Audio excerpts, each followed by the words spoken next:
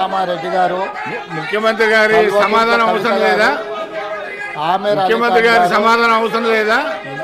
Mirza Riazul Hussain Efendi గారు, చల్లా గారు, బల్మూర్ వెంకట్ నరసింహరావు గారు గవర్నర్ గారికి ధన్యవాదాలు తెలిపే చర్చల్లో పాల్గొని తమ అభిప్రాయాలను తెలియజేశారు. ముఖ్యమంత్రి గారు మాట్లాడుతున్నారు. చెప్పండి జీవన్ రెడ్డి గారు. అధ్యక్ష, గవర్నర్ గారి ప్రసంగం అంటే ఇది రాష్ట్ర భవిష్యత్తుకు సంబంధించింది అధ్యక్ష. గత సంవత్సర కాలం ఏదైతుందో ఈ రాష్ట్రంలో కాంగ్రెస్ ప్రభుత్వం ఏర్పడ్డ తదుపరి చేపట్టేటువంటి అభివృద్ధి సంక్షేమ కార్యక్రమాలు ఒకవైపు వివరిస్తూ రాబోయే సంవత్సర కాలం అధ్యక్ష ఈ ప్రభుత్వం చేపట్టబోయేటువంటి అభివృద్ధి సంక్షేమ కార్యక్రమాలను వివరించేటువంటి దిక్సూచి ఏదైతుందో ఇది గవర్నర్ గారి ప్రసంగం అధ్యక్ష. అటువంటి గవర్నర్ గారి ప్రసంగం గౌరవ ముఖ్యమంత్రి గారు ఏదైతుందో గడిచిన రోజు ఏదైతుందో నిన్న కానీ ఈ రోజు కానీ day before yesterday or today ఈ సభ్యులందరూ కూడా మాట్లాడినారు అధ్యక్ష. అందరం కూడా ఏదైతే ఈ రాష్ట్ర బడ్జెట్ సంబంధించి ప్రభుత్వం ముందుకు పోతే బాగుంటుందో మేము సలహాలు సూచనలు చేయడం జరిగింది అధ్యక్ష. మా సలహాలు సూచనలు మా అభిప్రాయాలకు ఏదైతుందో గౌరవ ముఖ్యమంత్రి గారు ఏదైతుందో వారి స్పందన ప్రభుత్వ స్పందన ఏదైతుందో వారు చేపట్టబోయే కార్యక్రమం వివరిస్తుంటే హర్షం వ్యక్తం చేయాలి అధ్యక్ష అని చెప్పంటూ నేను అటువంటిది ఏదైతుందో రాష్ట్ర భవిష్యత్తుపై వారికి ఏ విధమైనటువంటి యొక్క దృక్పథం లేకుండా కేవలం ఏదైతే ప్రభుత్వం చేపట్టే అభివృద్ధి సంక్షేమ కార్యక్రమాలను అడ్డుకోవడమే తన వంతు మరి ఒక కర్తవ్యంగా వహిస్తున్న అధ్యక్ష అని చెప్పంటున్నా. ఇది తీవ్రంగా ఖండించడం కాదు అధ్యక్ష, ఇవాళ ప్రతిపక్షాల యొక్క ఆలోచన విధానం ఏ విధంగా ఉందో తెలియజేస్తుంది అధ్యక్ష. ఇవాళ ఏదైతుందో వేరే సభలో ఏదైతుందో రాజకీయంగా ఏదైనా మాట్లాడింది ఉంటే మీరు దానిపై ఏదైతుందో మీరు బయట మీరు స్పందించవచ్చు. ఇది పెద్దల సభ అధ్యక్ష. పెద్దల సభలో ఏదైతుందో గౌరవ శాసన మండలి సభ్యులు వారి యొక్క అనుభవపూర్వకంగా చేసిన సలహాలు సూచనలు ప్రభుత్వం స్పందించబోతుంటే గౌరవ ముఖ్యమంత్రి గారు స్పందించబోతుంటే రాబోయే సంవత్సర కాలం ఏదైతుందో ఈ రాష్ట్ర భవిష్యత్తు స్పందించి ఏదైతుందో చేపట్టబోయే అభివృద్ధి సంక్షేమ కార్యక్రమాలను వివరించబోతుంటే వారు వినే ఓపిక లేకపోవడం చూసుకోరని చెప్పంటున్నాను. దీన్ని బట్టి ఏదైతుందో ప్రతిపక్షాలు ప్రధాన ప్రతిపక్షం బీఆర్ఎస్ పార్టీ యొక్క ఆలోచన విధానం ఏ విధంగా ఉందో నేను తెలియజేస్తాను అధ్యక్ష.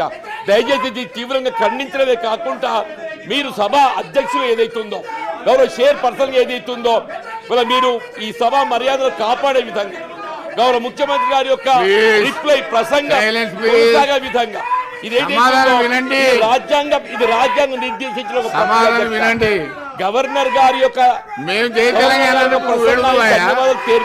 తెలపడం అనేది ఇది రాజ్యాంగం నిర్దేశించిన ప్రక్రియ అధ్యక్ష. ఈ రాజ్యాంగం నిర్దేశించిన ప్రక్రియకు అనుగుణంగా ఏదైతుందో ఇలా గౌరవ ముఖ్యమంత్రి గారు ఏదైతుందో వారి బాధ్యత ఏదైతే వారి కర్తవ్య నిర్వహణలో బాగా ఏదైతుందో వారు ప్రభుత్వ విధానం స్పందించబోతున్నారు. వీళ్ళ సభ్యులు సహకరిస్తే సంతోషం, సహకరించే వాళ్ళకి ఇష్టం లేకుంటే మరి వాళ్ళు ఏదైతే వాళ్ళు నిర్ణయం తీసుకోవచ్చు. కానీ ఈ విధంగా సభకు ఆటంకం కలచడం అనేది ఇది సరైన విధానం కాదు.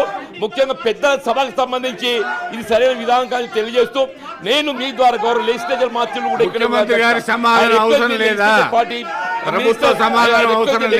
Minister to bring the house order నేనేమంటున్నా గౌరవ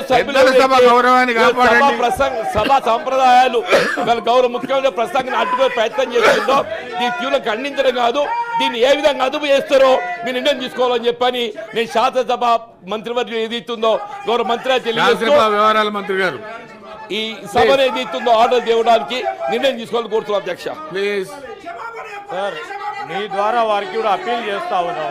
వారు అప్పీల్ చేస్తున్నారు వినండి. అప్పీల్ చేస్తున్నారు సార్, మీ ద్వారా వారికి అప్పీల్ చేస్తా ఉన్నాం అధ్యక్ష. గౌరవ ముఖ్యమంత్రి గారు మాట్లాడిన తర్వాత కూడా వారికి అవకాశం ఉంటుంది అధ్యక్ష. ఈరోజు స్పష్టంగా కూడా చెప్తా ఉన్నాం, వ్యక్తిగతంగా ఎవరిపైన దూషణలు చేసే కార్యాచరణ మా ప్రస్తావనలో ఉండదు. వారు కూడా చాలా సందర్భాల్లో మాట్లాడారు. కానీ ఈరోజు రాజకీయ పరంగా ఏ పరిస్థితిలో ఉన్నారు ఆ పార్టీ అనే అంశాన్ని వారు బయట మాట్లాడిన దాన్ని ఇక్కడ మాట్లాడడం అనేది ప్రజలకు సంబంధించిన అనేక సమస్యలు ఉంటాయి. ప్రజలకు సంబంధించి తెలంగాణ యావత్ ప్రజలకు సంబంధించిన సమస్యలు ఉంటాయి. దాని గురించి మాట్లాడమని చెప్పండి సార్. మేము దానికి సమాధానం చెప్పడానికి ఎంత సమయమైనా మేము మాట్లాడతాము.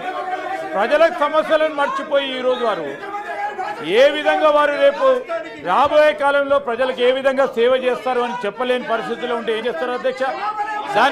దాన్ని ఏమంటారు అధ్యక్ష? ఈరోజు నేను ఇప్పటికి కూడా అప్పీల్ చేస్తా ఉన్నాను. గౌరవ ప్రతిపక్ష సభ్యులందరికీ, దీంట్లో మీరు పార్టిసిపేట్ చేయండి. ముఖ్యమంత్రి గారు కౌన్సిల్కి వచ్చారు. కౌన్సిల్కి వచ్చిన తరుణంలో రాష్ట్ర ప్రజలకు సంబంధించిన మీ కోణంలో ఏ విధంగా సమస్యలను ప్రభుత్వం ముందుకు పెట్టాలో ఆలోచన చేయమని కోరుతా ఉన్నాను అధ్యక్ష. దేశపతి శ్రీనివాస్ గారు ప్లీజ్. గౌరవ ముఖ్యమంత్రి గారు ధన్యవాదాల తీర్మానం మీద వారు మన జవాబు ఇచ్చేటువంటి